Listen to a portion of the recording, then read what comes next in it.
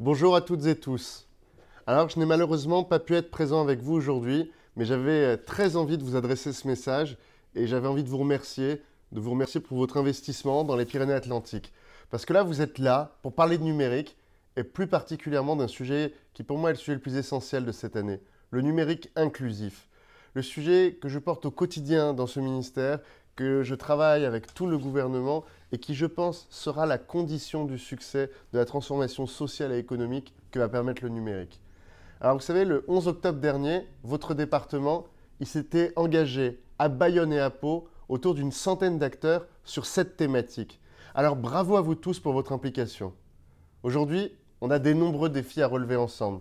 Si on veut aider les 20% de Français, rendez-vous compte, 13 millions d'entre eux, qui ont des difficultés à utiliser Internet, qui ne savent pas utiliser une interface, et pire, les 45% de Français qui trouvent que ce n'est pas agréable d'utiliser le numérique, eh bien, on se rend compte du défi qui est devant nous, on se rend compte de l'impact qu'on pourrait avoir.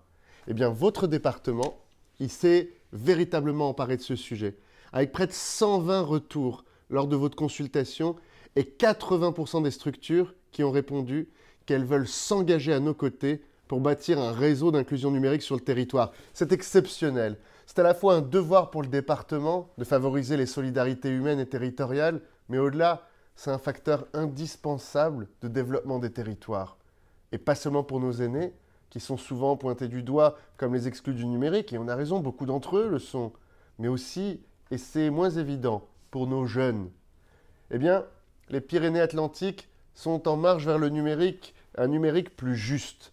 Vous êtes d'ailleurs rapporteur du groupe de travail nommé Détecter et orienter les publics cibles.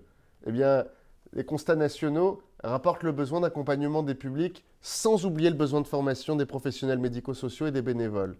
Mais maintenant, il faut travailler ensemble autour de l'identification et de l'orientation des publics ciblés, de leur accompagnement, de la formation des professionnels et des bénévoles, de tous ceux qui les accompagnent, mais aussi le sujet essentiel du financement de cette inclusion numérique, et enfin la gouvernance du réseau. Comment fonctionner ensemble? Moi, je tiens à vous remercier à tous ceux qui ont consacré du temps, tous ceux dont c'est le métier, tous ceux dont c'est la passion, tous ceux qui font ça en dehors de leur temps parce qu'ils ont envie d'avoir un impact autour d'eux. Cet impact social, il est essentiel.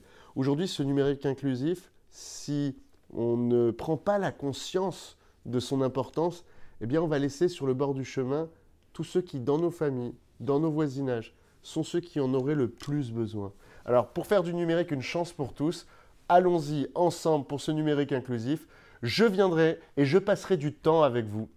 Je m'y suis engagé, je n'ai pas encore pu venir, mais je serai là et je tiens à vous remercier parce que vous avez été exemplaires. Et oui, je vous le dis, vous êtes ceux qui vous êtes le plus investis dans cette revue. Alors merci, merci encore et à très bientôt.